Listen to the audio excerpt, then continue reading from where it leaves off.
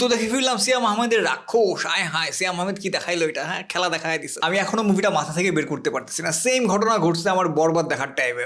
A pure mass movie, মানে এত দিনে আমার এই যে 3 দিন ধরে মুভি দেখতেছি, এত দিনে আমার মনে হয়েছে যে না, আমি একটা প্রপার ঈদের মুভি দেখছি। ঈদের মুভি বলতে আমি পার্সোনালি যেই টাইপের জিনিসপত্র পছন্দ করি, যে একটা মাস, মানে সব টাইপের মুভি তো আছেই, একটা মাস মুভি, মাস অডিয়েন্সের মুভি, একটা অ্যাকশন মুভি, যেটা কিনা হচ্ছে প্রিন্স হইতে গিয়েও হয় নাই। বাই দ্য ওয়ে, আমি এই মুভির রিভিউ দেওয়ার টাইমে দু একবার প্রিন্স এর কথা বা কম্পারিজন চলে আসতে পারে। আমি রিয়েলি সরি ফর দ্যাট, কারণ ভাই মুভি ওটা আগে দেখছি, আমি না চাইতেও চলে আসতে পারে। So I am really sorry. যদিও প্রিন্সের সাথে কম্পেয়ার করার কারণে অনেকেই হয়তো উত্তেজিত বাক্য লিখতে পারেন কমেন্ট বক্সে। আগেই ক্ষমা চেয়ে নিচ্ছি ভাই, উত্তেজিত হবেন না। এমনিতেও আমি মুভি রিভিউ আর বেশি দিন করবো না, ছেড়ে দিচ্ছি খুব সোন, কারণ আমার নামের আগে একটা বিশেষণ যোগ হচ্ছে, বা বলতে পারেন অলরেডি হয়ে গেছে। অন্য প্রফেশনে হালকা হালকা হালকা শিফট হওয়ার প্ল্যান করতেছি, ওটা অন্য কথা। দ্য থিং ইজ, ওয়াও রাক্ষস, আই লাভড ইট। এখন আপনার ভালো লাগবে কিনা ওই পয়েন্টটাতে আসি। মানে যদি বরবাদ মুভিটা আপনার কাছে অ্যাজ এ মুভি ভালো লেগে থাকে, not as a die hard fan, যে আপনি শাহিব খানের ফ্যান, শাহিব খানের মুভি মানেই আপনি দেখেন গোগ্রা শিখলে, দ্যাটস ডিফারেন্ট। বাট যদি অ্যাজ এ মুভি আপনি বরবাদকে পছন্দ করে থাকেন, তাহলে আমি মোটামুটি 90% শিওর যে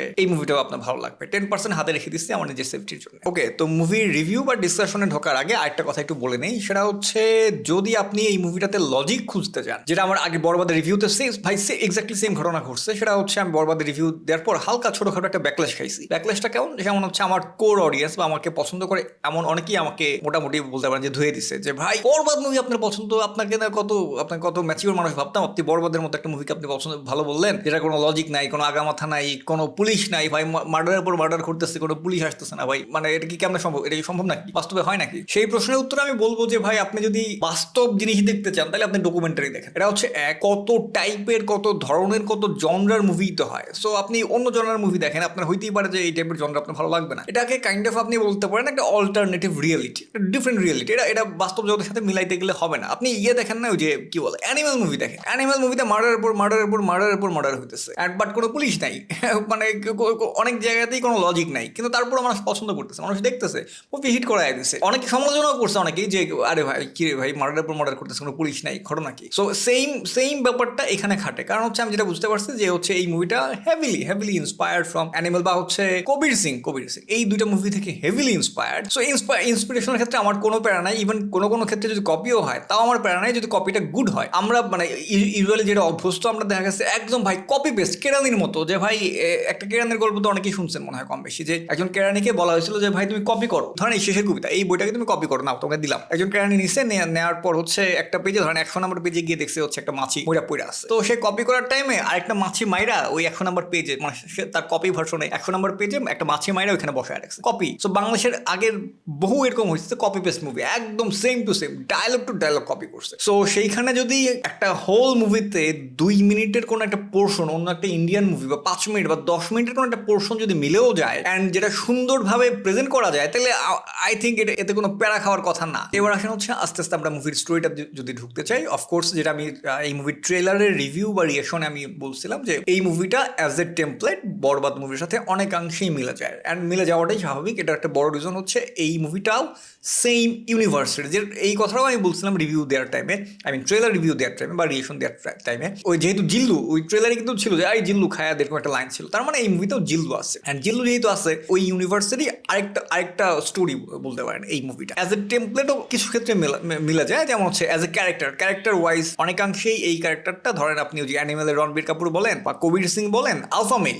এই মুভির একটা ডায়লগই ছিল যে আমি আলফা মেল, সেম আমাদের বলছে যে মানে নামই ভুলে গেছি ক্যারেক্টারের নাম, এতটা ইনভেস্টেড হয়েছে যে আমি নামই ভুলে গেছি। ও না, রুশো নাম থাকে। ওয়াও। সো এই রুশো ক্যারেক্টার, সে নিজেকে একটা পর্যায়ে সে নিজেকে আলফা মেল দাবি করে। সো কাজেই আপনি ব্যাপারটা ওইভাবে দেখেন, আপনি কপি না বলে বা ইন্সপিরেশন শব্দটা বাদ দেন, একটা আলফা মেল। কবির সিং এর ক্যারেক্টারটাও আলফা মেল, ওই অ্যানিমেলের ক্যারেক্টারটাও আলফা মেল, বরবাদের ক্যারেক্টারটা আলফা মেল, এই ক্যারেক্টারটাও আলফা মেল। এমন হচ্ছে অ্যাগ্রেসিভ, রাগী, ঘাটতারা, সে যেটা বলে সেটাই, সে যেটা বলে সেটা করবেই, এই টাইপের একটা character. So as a character আপনি প্লেস করেন, সো সেম টাইপের ক্যারেক্টার তো হইতেই পারে। তো স্টোরি সম্পর্কে বেশি কিছু আর বলতেছে না, জাস্ট একটু বলি। এখানে হচ্ছে এই কথা আমি বরবাদের রিভিউতে বলছিলাম বলছিলাম যে একটা মুভিতে একই সাথে অ্যাকশন এবং একই সাথে রোমান্স সুন্দরভাবে দেখানো চারটিখানি কথা না, এটা এর ভাই খুবই টাফ। অনেক মুভিতে দেখা গেছে অ্যাকশন খুব ভালো করতে পারে, এই যে প্রিন্সের কথাই ধরেন না, এই যে বারবার প্রিন্সের এক্সাম্পল চলে আসবে, আমি খুবই সরি যদি কেউ রেগে যান, আমি খুবই সরি। প্রিন্সের এক্সাম্পল আনতেছি কেন, প্রিন্স মুভিতে দেখা গেছে অ্যাকশন হ্যাঁ মোটামুটি অনেক অনেক অনেক ভালো করে ট্রাই করছে বা করছে, খুব চমৎকার অ্যাকশন করছে। অ্যাজ এ রোমান্স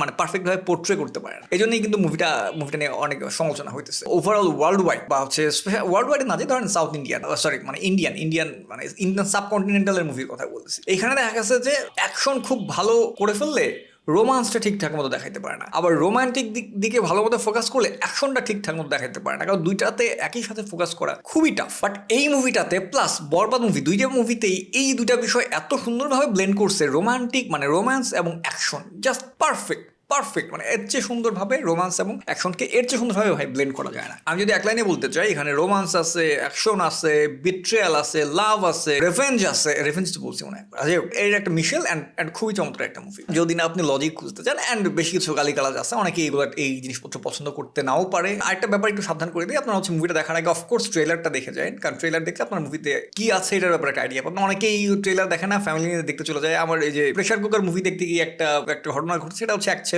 তার মাকে নিয়ে মুভি দেখতে আসছে। প্রেশার কুকার একটু অন্য টাইপের জিনিসপত্র আছে, যেটা কিনা ট্রেলারই তারা দেখাইছে, তো তখন অকওয়ার্ড একটা সিচুয়েশন তৈরি হয়ে যায়। কাজেই কোন মুভি দেখতে যাবেন না যাবেন অ্যাটলিস্ট ট্রেলারটা দেখে যান। যাই হোক, যেটা বলতেছিলাম সেটা হচ্ছে এই মুভিটাতে একটু গালিগালাজ আছে, বা একটু ধরেন রোম্যান্স, একটু গুড রোম্যান্স আছে আর কি, একটু হালকা এক্সট্রিম রোমান্স আছে। সো ওই ব্যাপারটা একটু মাথায় রেখে যায় ফ্যামিলি নিয়ে দেখতে গেলে। ধরেন এটা আবার ইন্টারন্যাশনাল পর্যায়ে এগুলো ধরেন খুবই নর্মাল, যেমন ধরেন কথা লিপ কিস, যেটা বাট বাংলাদেশের কালচারে বা বাংলাদেশের পার্সপেক্টিভে অনেকেই একটু যারা ধরেন আগের জেনারেশনে তারা এই বিষয়গুলো ভালোভাবে নিতে নাও পারে। এইবার আসেন হচ্ছে যে কথাটা আমার শুরুতেই বলার দরকার ছিল, সেটা হচ্ছে character introduction. This is how you introduce a character in a movie. মানে আমি একটা পিওর মাস মুভির কথা বলতেছি, যে এইভাবে ভাই একটা ক্যারেক্টারকে এইভাবে প্রেজেন্ট করা উচিত যদি কেউ অ্যাকশন মুভি বানাইতে চায় বা হচ্ছে মাস মুভি বানাইতে চায়। টাইম ঘড়ি দেখি নাই, প্রথম 10 মিনিট অ্যাটলিস্ট 8-10 মিনিট পর্যন্ত সিয়াম আহমেদের ফেসই দেখায় নাই, শুধুমাত্র ধরেন তার সাইড থেকে দেখাইতেছে বা পেছন থেকে দেখাইতেছে, তার ভয়েস শোনাইতেছে, সে মনোলগ দিচ্ছে